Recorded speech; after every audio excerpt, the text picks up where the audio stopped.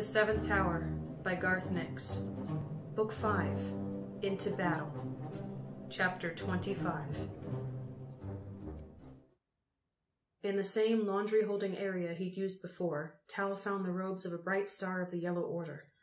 After he changed into them, he added a bandage around his head. That would not be seen as too unusual right at the moment, Tal thought, as he listened to the continued shouting and the distant sound of what had to be fighting echoing up the laundry chute. Adras was disguised too. Tal helped him take on the appearance of a slightly malnourished Borzog, pulling at the spirit shadow's shoulders and arms. Eventually, Adras had the shape almost right. The violet keystone took a little more work to camouflage. It simply didn't want to change color, and Tal had to use all his willpower to get it to revert to its former colors. Eventually he managed it, and it stayed yellow with flecks of red. He was also pleased to find a packet of dried shrimps and another set of robes. While there was no real need to eat in Einir, he couldn't remember when he'd last eaten in his normal body. The shrimps went down in a few quick gulps, accompanied by a long drink of water from the pre-washing sink used by the underfolk laundry people. Disguised and fortified with food, Tal ventured out into the main yellow levels. Chosen were hurrying everywhere, yelling and carrying on, and there were a few underfolk trying to go about their business. Tal kept his head down and walked slowly, as if he were injured. It took Tal a while to realize that he was going against the tide of traffic. He was headed down to the orange levels. Most of the Chosen were heading up, many of them with their spirit shadows carrying their valuables, children behind them with their shadow guards carrying their toys and keepsakes. But not all Chosen were fleeing what Tal guessed was a battle with the Ice Carls. He had to press himself against the wall of a colorless through corridor as a disciplined troop of guards jogged past, side by side with their thin-waisted spirit shadows. Behind them hurried 20 or 30 determined-looking Chosen of all orders, red to violet, carrying improvised weapons and many sunstones. Their spirit shadows danced around them, up and down the walls and across the ceiling. Tal checked them out from the corner of his eye, but couldn't see any extras. So far, the free spirit shadows in the castle seemed to be biding their time. As the guards went past, Tal took the opportunity to slide along to another Chosen, a bright blinder of the blue, who had also moved out of the way. "What is the news?" asked Tal. He didn't bother to give light and respect. Nobody else was, either. Proper courtesy seemed to be the first thing to go. "The same as before," remarked the Chosen. "Vicious monsters in the lower levels with white faces. The guards will sort them out." He said the last with absolute confidence. "What of the Empress?" asked Tal. The bright blinder stared at him without comprehension. "She has announced that the weapons of the Seventh Tower will be used against the invaders," he said. "Is that what you mean?" "No," said Tal. "What were the weapons of the Seventh Tower?" "No, I heard she was sick." The bright blinder shook his head. "I have heard all sorts of things today, but nothing as stupid as that. Hold! Where are you going?" Tal had started to edge away, to follow the guards. "That's not the way, Bright Star! Hasn't your Luminor told you where to report? We're clearing out everything from Indigo down." Tal didn't answer. He tried to look vacant and staggered across the traffic, which had resumed going the other way. He earned some angry cries, but by the time he'd threaded his way through, the bright blinder was lost in the sea of fleeing Chosen. After that, Tal took lesser-known ways down to the orange levels. The bright blinder had obviously known what he was talking about. As the lower Tal went, the more deserted it was.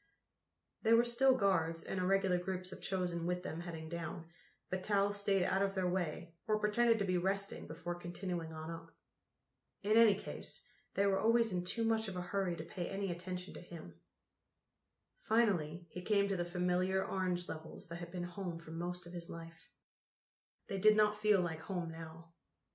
Tal realized he didn't really feel like a Chosen anymore either.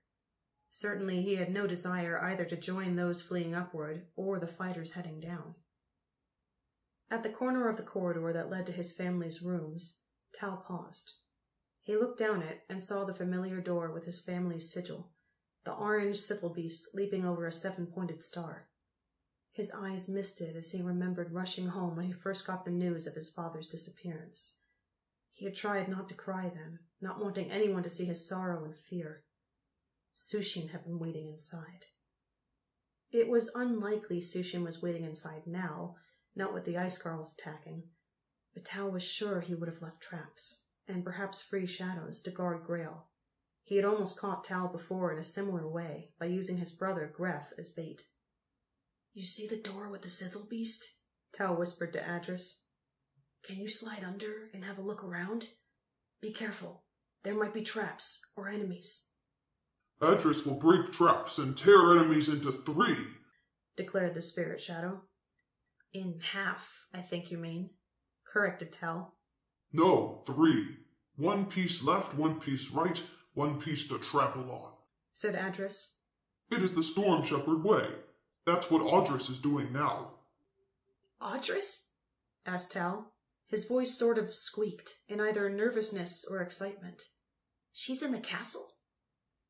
Adras nodded and pointed one massive thumb at the floor. "Down below, fighting. I hear the wind tell me." "And Mila?" Tal asked eagerly. "Is she still alive?" "Don't know," said Adras. "Wind speaks only of Adras, but Wind would not know Mila anyway." "Maybe Mila's showing the ice carls the way in," Tal said quietly. "They would need a guide, and she's the obvious choice. Maybe they wouldn't let her go to the ice because she was needed."